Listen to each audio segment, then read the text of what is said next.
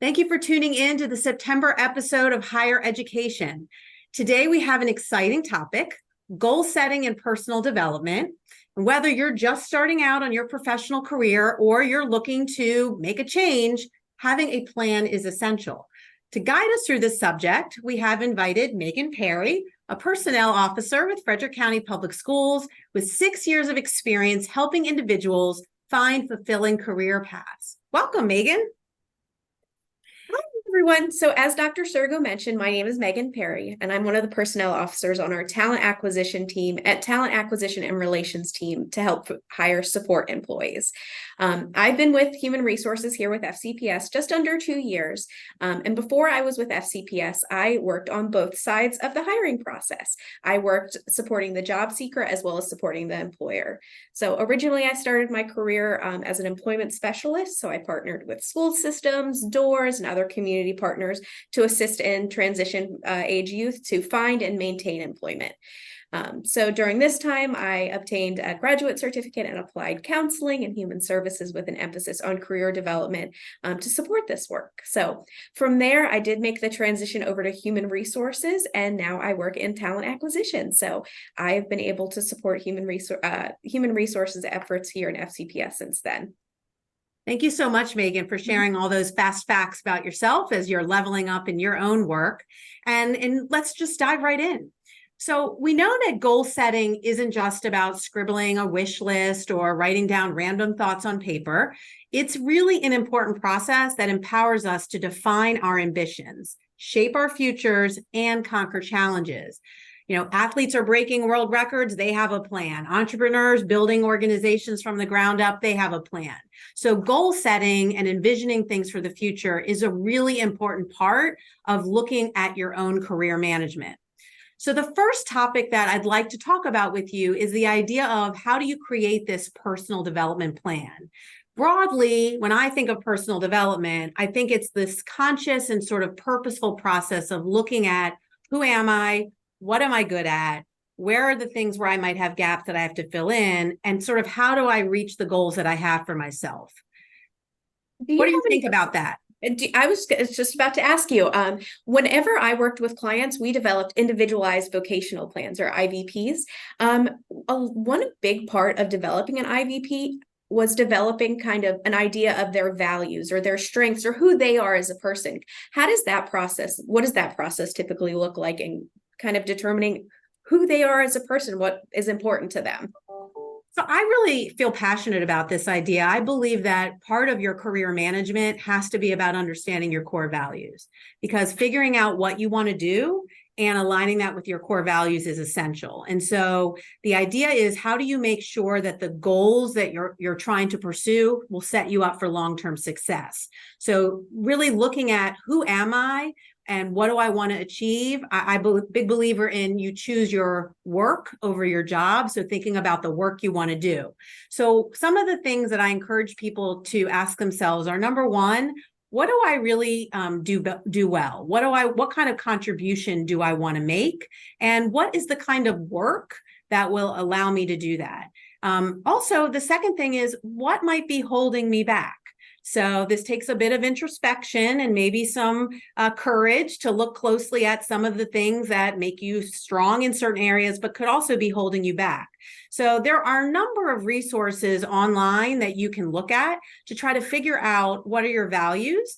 There's one that I love on Think to Perform Values. It's an online exercise that folks can click on and sort. And once you've really identified your core values or the things that are most important, you really want to say, what are the kind of goals that will help me to manifest these values in my everyday work? So you got to start by being realistic.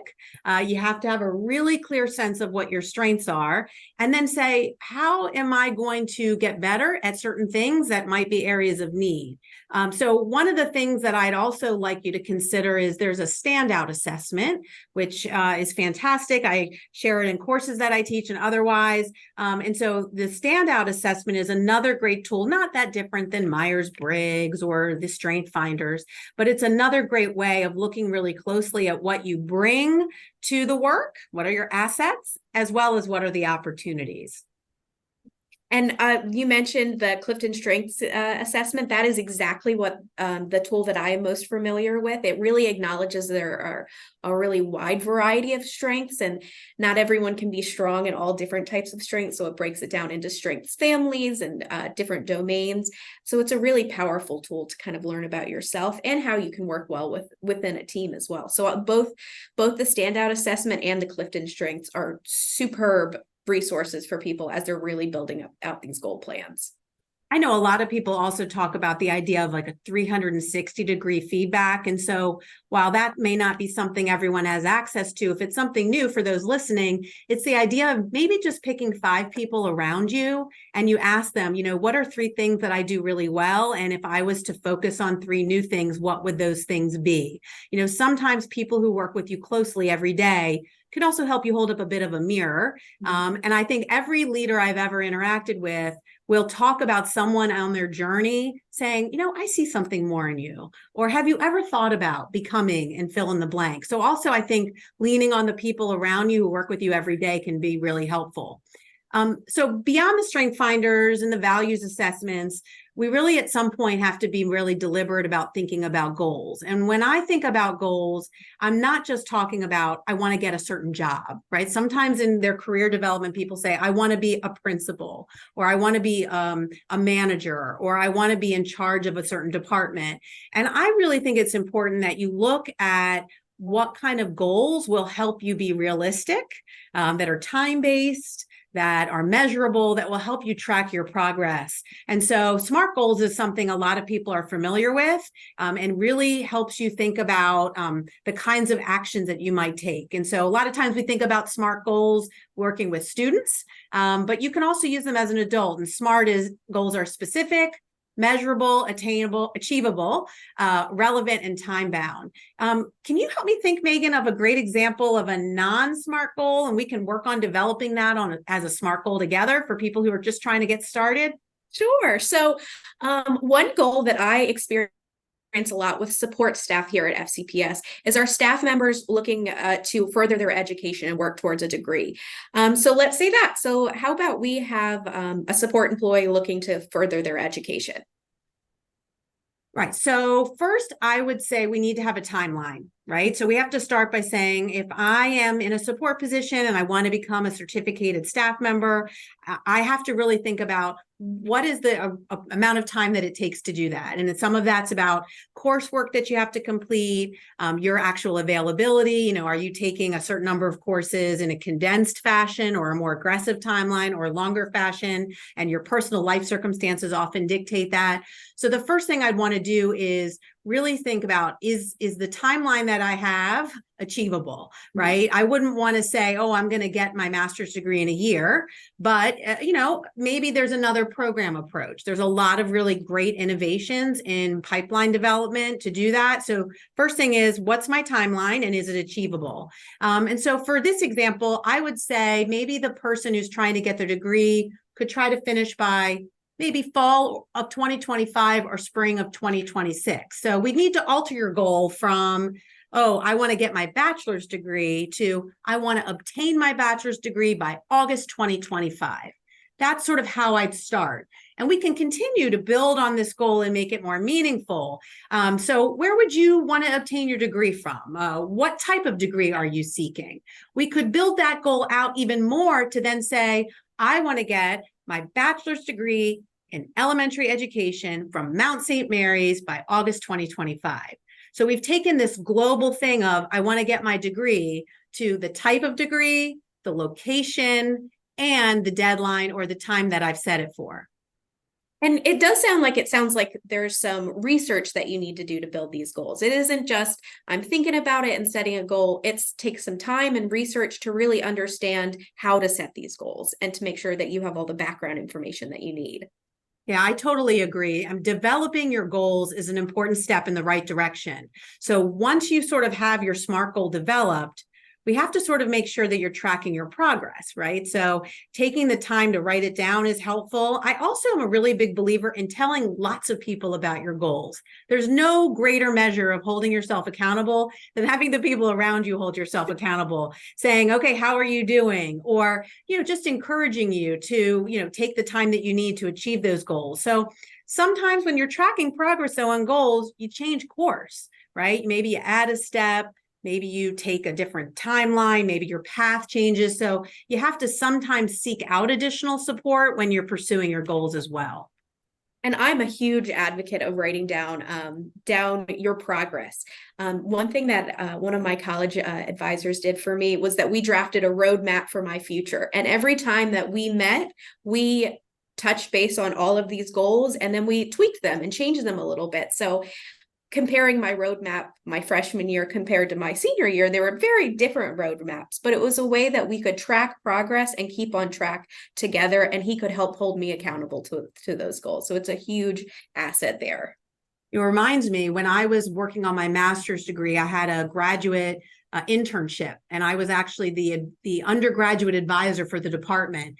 And my job was to get that roadmap, right? To list all the courses that people pursuing their bachelor's would have to achieve and help them sort of work that out. And maybe a course wasn't offered during a particular semester, and what's the other path that you want to take. And so I think it's really important to sort of have in your mind how long you want to pursue something and make sure that you have the resources. And luckily, particularly in education, we have a lot of tuition reimbursement benefits from an employment perspective. And so even if you don't come to an organization like FCPS with a degree, there are lots of benefits we can offer to help you get there. So that's another example, I think, of the support.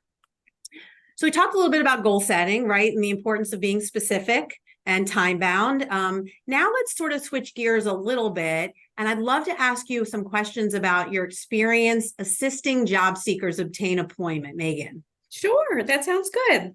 So when you're working with job seekers, did you develop personal development plans?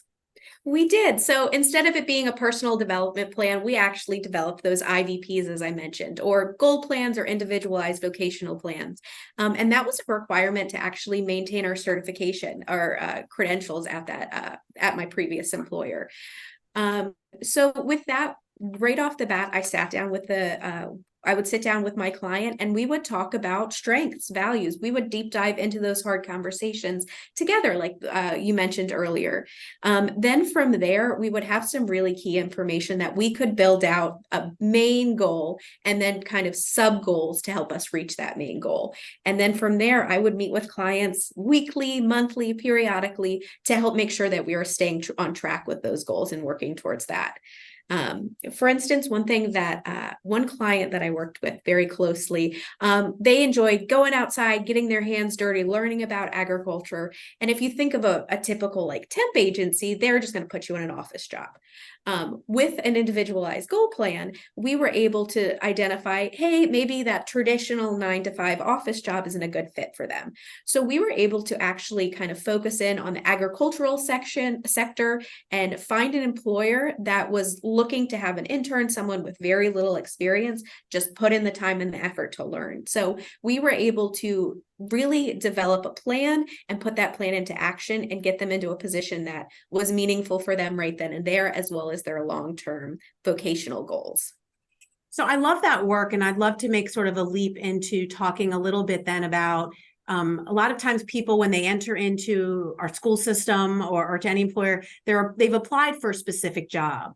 Sometimes, though, you might meet someone and say, I know you've applied for this job, but I sort of see your potential in this other area.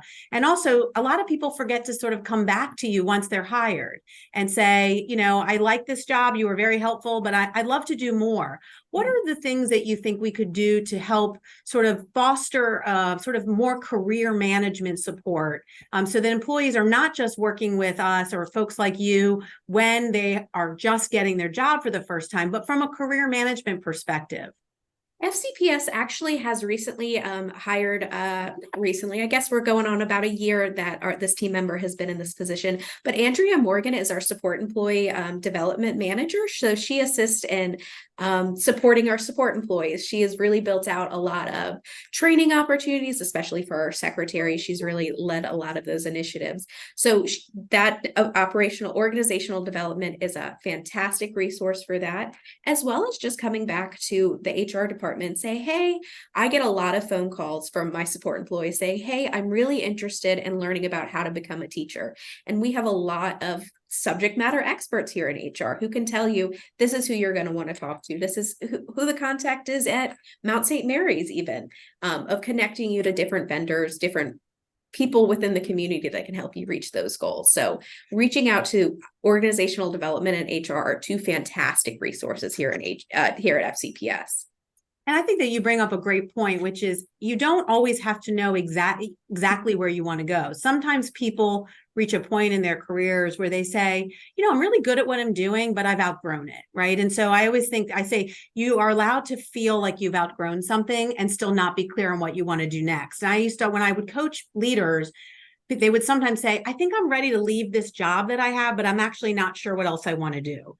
And so I think it's important for anybody listening to say part of that career management is just recognizing it's okay to sort of fall out of love with the job you have, and to sort of use this space while you're still in a job. Maybe it's a job you've mastered, you're very comfortable in it, you've been doing it a while, and sort of lean on that comfort of familiarity in the job you have to sort of start to dream more for yourself, and not to wait until you're ready to apply to something, to really think about this idea of maybe a seed's just been planted in you.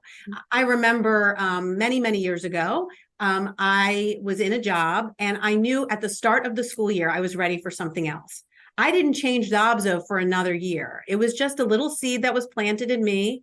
And I just started exposing myself. It's sort of like my eyes were open, because hopefully you're not looking on job sites every day that you're in your current job. And so just sort of being exposed to new things is also important. And to look at people like yourself or others in organizational development to sort of be a good thought partner for you and not be afraid to reach out as you're trying to figure out what else is there for me? What might I consider?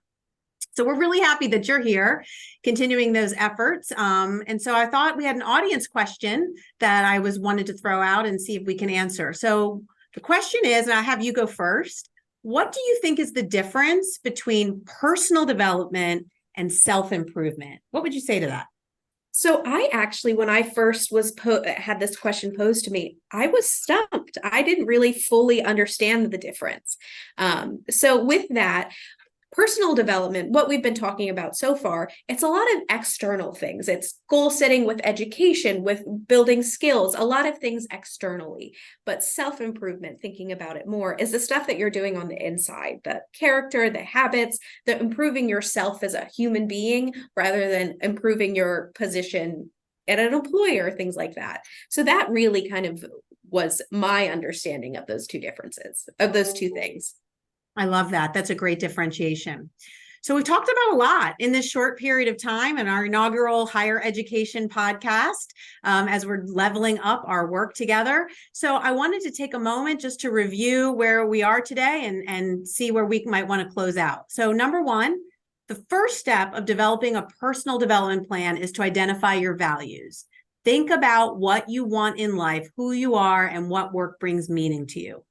Number two, the next step will be to evaluate your strengths. What is the kind of work that will allow you to demonstrate these strengths to your advantage as you serve an organization? Number three, combine your values, strengths, and interests into a goal. Write out your SMART goals. Think about what it is you want to achieve and by when. And last, you want to take the time to reflect on how your goals are going. Make adjustments. Check in with yourself along the way. So Megan, as we're going to do our final key takeaway, if you could offer one piece of advice to someone aiming to level up in their chosen field or passion, what would it be? I am a big advocate of taking the time to reflect on where you are and where you're going. So I'm a big fan of journaling. Journaling is a huge perk for me, and making sure that I know what my goals are and I'm working towards them, and I'm pivoting if I'm not making the progress I want to see. That's great advice, Megan. Well, thanks to everyone for listening. That wraps up our September podcast and episode of Higher Education. We hope you found our exploration of goal setting and personal development enlightening and informative. Remember, with a well-crafted plan and a commitment to continuous learning, you can unlock your potential for a successful and fulfilling professional journey. Please join us again next time for another insightful episode.